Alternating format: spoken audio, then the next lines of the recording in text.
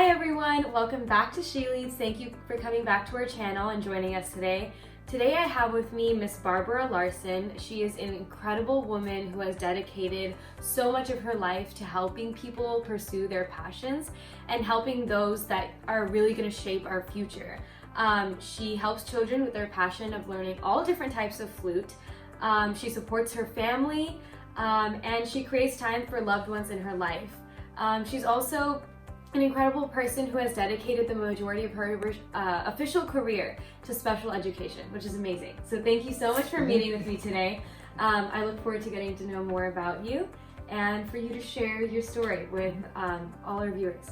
So share with us a little bit about yourself for everyone. Okay, I was born and grew up in Berkeley, California, and I lived there until I graduated from Cal. The summer after I graduated, Dave and I got married, and I moved to San Jose. I had been really involved in music activities through high school, and but when I was choosing a major, I wanted to do something that I thought would have a greater impact on people. I wanted to have a career where I was really making a difference in people's lives, and so I ended up getting a special education credential at San Jose State. And so after getting my learning handicap credential, I worked in the field for several years, and then our two children, Chris and Emily, were born, and so I stayed home to rear them. And when they were old enough that I could go back part-time, I was able to create a position at the private school at our church. They didn't previously have any special ed, and the students I worked with really weren't typical. They wouldn't have qualified for special ed in the public schools. Okay. We screened all of the first graders and found the students that were just starting to struggle with reading, and then gave them help right away. With most of them, after a year or two, they didn't need me anymore. In the public schools, you have to be 2 years behind before you get help. Really? Okay. So in a private school, you don't need to wait like that. And I remember my training, they talked about how you really could make a bigger impact if you dealt with something right away before it became a major problem. So anyway, it was just an amazing opportunity to create the program, and I worked with several principals that helped refine it as we went along. And so anyway, it was a wonderful opportunity.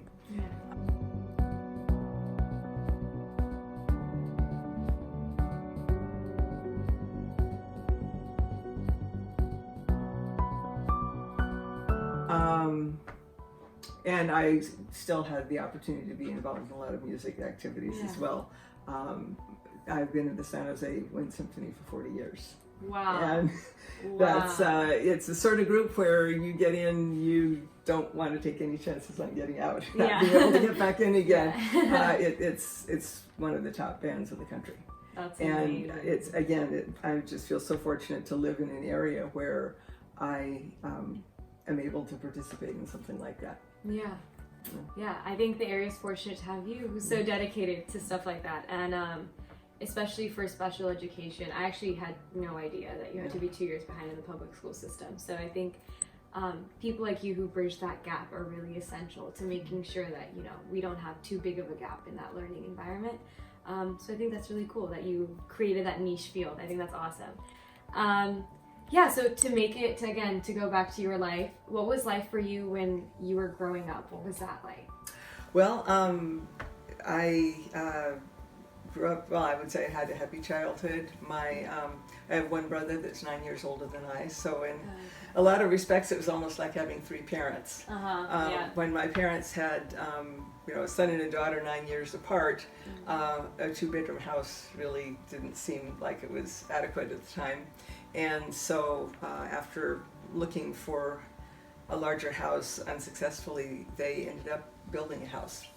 My mother designed it and ended up being the general contractor, and they hired some people to work on it too. But they were fairly busy at that time. My brother did a lot of babysitting of me. Yeah. Then, and what it was quite common for me to go out and play with the neighborhood kids for hours at a time, and my parents didn't know precisely where I was. Yeah. But then when it was time for me to come home, my dad would whistle and I would come home. I remember pointing out a grocery store about 6 blocks from our house, or my parents' house, and mentioning to my kids that that's where my friend and I used to go and buy candy. Oh, and so they were absolutely shocked that their grandmother, who they thought I was being really overprotective, would let her daughter walk 6 blocks with just one friend when she was in elementary school. Mm-hmm. But that sort of independence and freedom was common when I was growing up. Mm-hmm. Now, I was thinking earlier today about screen time. We didn't have a TV till I was 7.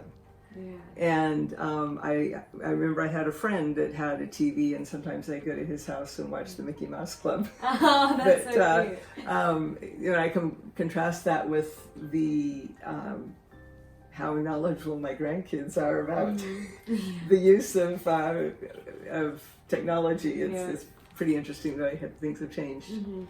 Trying to remember, there was something else I was going to mention. I thought it'd be interesting to talk a little bit about high school. I went to high school in the late 60s, and there was a lot of interesting things going on at UC Berkeley about that time. There were demonstrations and so on.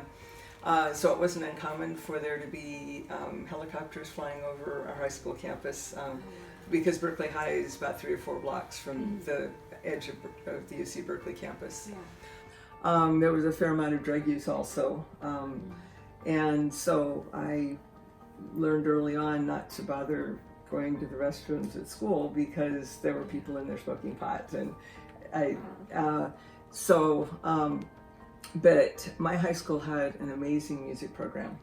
They had, I was able to be in the band and the orchestra, marching band, and they also had a recorder and guitar class.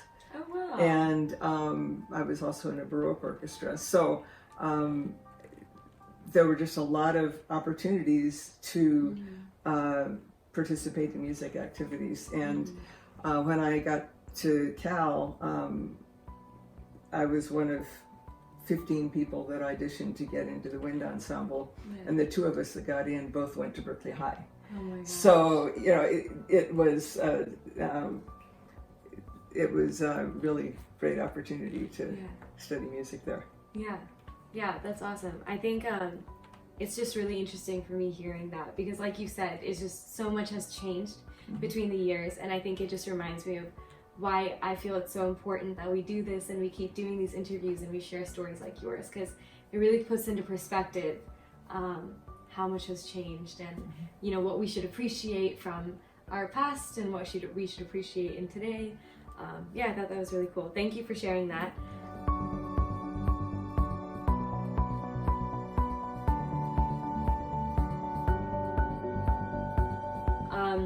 So in contrast, like you said, a lot has changed. So now what does a typical day in your life look like? Well, at this point, a lot of my time is focused around helping some elderly relatives. My dad is 106, and and he's an amazing person. Even people meeting him now recognize him as being an unusual man. But I visit him a couple of times a week, sometimes more when I can. They have a prayer service and a hymn sing where he lives, and I usually go and play my flute during those times.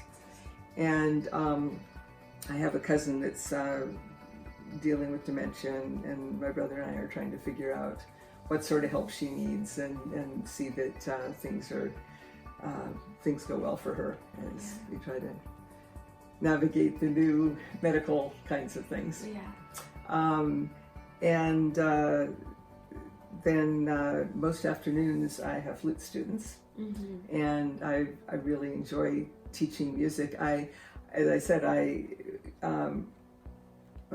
intended to say that I didn't major in music Yeah. Oh, I did mention that, yeah. Mm-hmm. So it turns out now I realize that teaching music is every bit as important as teaching reading. Yeah. Music can touch people at a deeper level, and it's a way of expressing yourself. And even though most of my students probably won't major in music, what they learn in learning a musical instrument, they'll enjoy music more, and many of them get to the point where they could continue to play their instruments even if they a community band or something. And there's some interesting research coming out now too about how learning a musical instrument integrates your brain in it. It does. And so anyway, I realize now that I have had the chance to concentrate more on music, and I find that that's a really rewarding thing to be doing. Yeah, that's amazing. I think music is one of those things that you like go back to, even if it's like not something you studied or it's not related to your like field of work. Being able to go back to something like that is really reassuring. So I think giving people that sense of comfort through music is really honorable, and it's just a great thing.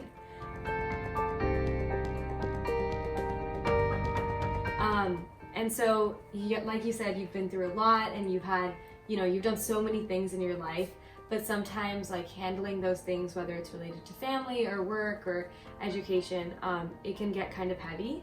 So I was just wondering if there was ever a time that was actually really challenging for you that you distinctly remember, and what that was like for you. Okay, the thing that comes to mind first really is the losing the job that I expected to retire from. There was a change in philosophy at the school where I started that special ed program, and they decided to eliminate the program. And so anyway, that was that was probably one of the most challenging things that I've dealt with. Wow, I'm sorry about that. I can understand that it must have taken a lot to make that happen. So like, what was that like for you, in the sense of what was the toughest part of that experience? Like, what kind of emotions did you have to deal with, and how did you deal with I that? think what was most difficult was to realize that I didn't have the power to preserve a program that had great value. I know that there were a number of parents that told me that one of the reasons that they chose that particular school was because it had a tutoring program. And I've had the opportunity to keep in touch with quite a number of the families that were there, and students that I worked with. And I've had a number of students that have gone on and been in AP English classes and even gotten a degree in English. That's awesome. And these are people that were having trouble learning to read. Reading, yeah. So I know that it was something that was of value to a lot of people. But I didn't have the ability to keep that as an option for those people. Yeah, I mean, I think what you did do though is like what should be focused on is that like those AP English students, who otherwise may not have even made it to the regular English classes, like that in itself is really rewarding and valuable. And so I really respect and admire that diligence to at least do as much as you could.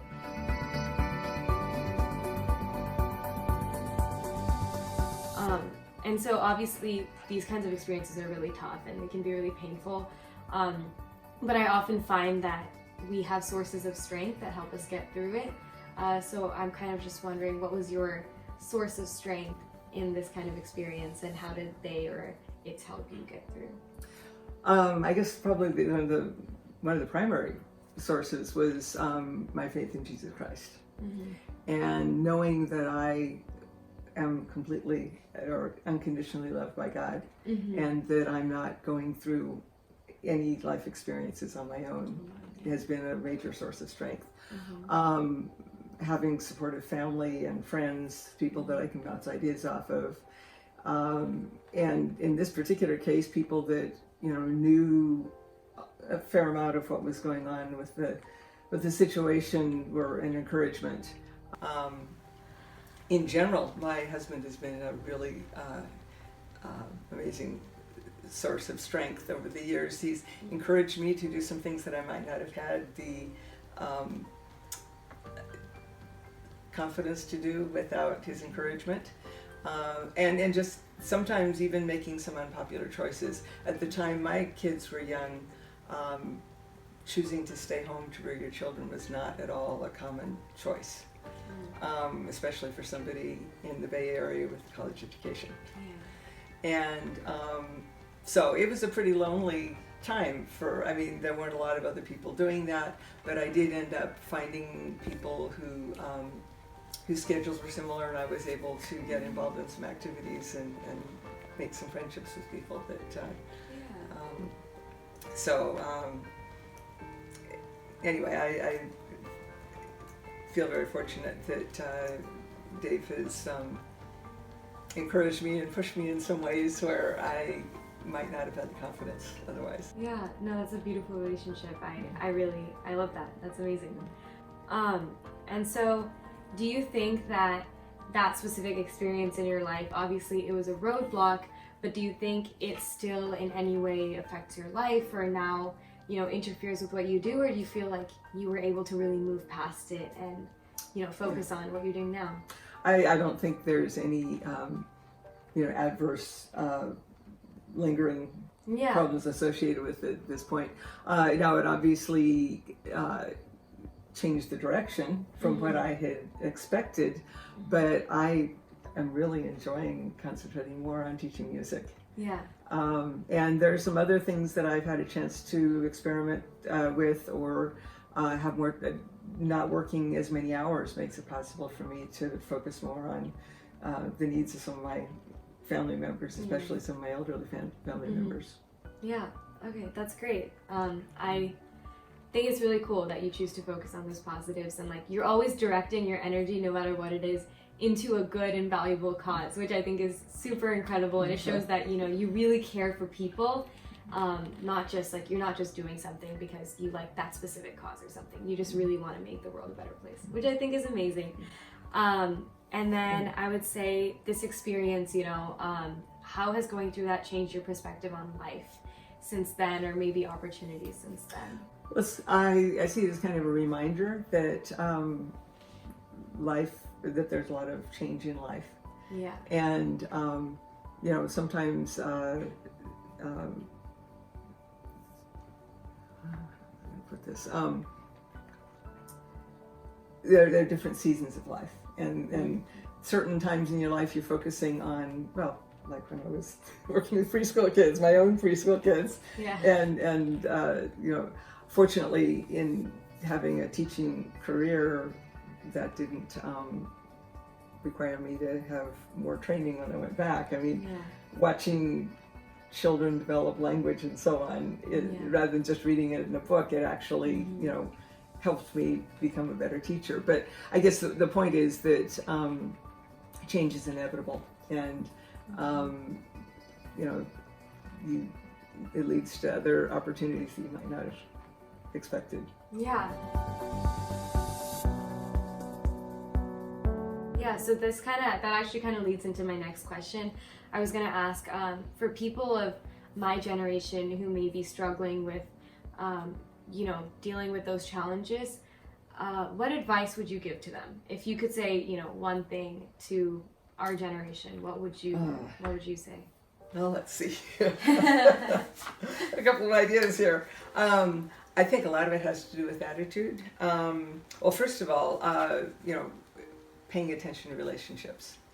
Relationships with other people is one of the most important things, and to not get. I know some people get so caught up in earning enough money or material things, and they lose sight of the importance of the people in their lives.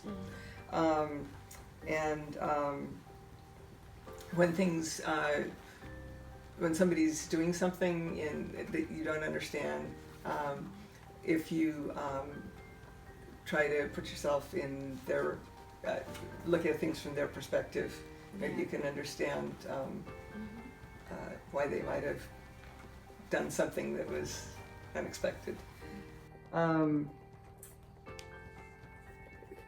a sense of humor is often diffuses difficult situations. Yeah. And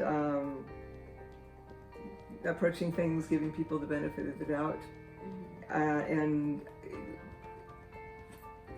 being, I think love is one of the most important things that if you can approach people and situations in a loving manner,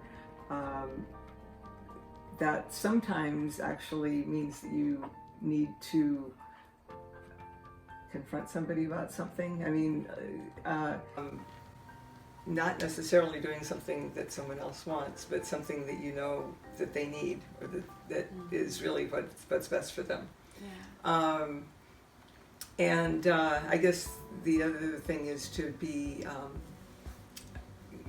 if you approach opportunities and people in a positive way, or appreciate the positive aspects of it, and not focus on the negative. That's been an approach that has served me well. Yeah, that's all like really valuable advice, I think. Thank you for sharing that.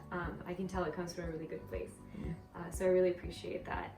And so we've talked a lot about challenges. We've talked a lot about, difficulties in life and adversities, but I want to kind of bring it back and end on a positive note and ask, what's one really rewarding or really happy moment, no matter how small, no matter how big, that you could share, that, reminds people that it's going to be okay. Things, small moments make it worth it, and so on. Okay, well, if you're talking about one, I think I probably have to say the amazing experience of watching each one of my grandchildren be born. I just felt so honored that my daughter wanted me there. Yeah. And very thankful that I actually made it in time with the first one. Yeah. So I just remember on the plane, my daughter lives in Washington State, and I remember just praying, and please don't let the baby be born before I get there. Yeah. So that's probably one of them. Yeah, that's a beautiful experience. Thank you for sharing that. So that's all the questions I have. I just wanted to say thank you for meeting with me today. Again, this is Barbara Larsen. As you heard, she's an amazing person, really cares about everything she does. And so thank you for taking time out of your super busy schedule to meet with me. I really appreciate it. Well, I think that this YouTube channel thing that you're doing is really, Thank you. I'm anxious to see the other interviews and the other interesting people that you talk to. Thank you so much. That means so much to me. But yes, thank you. Can I give you a hug? Sure. I really love that. Thank you.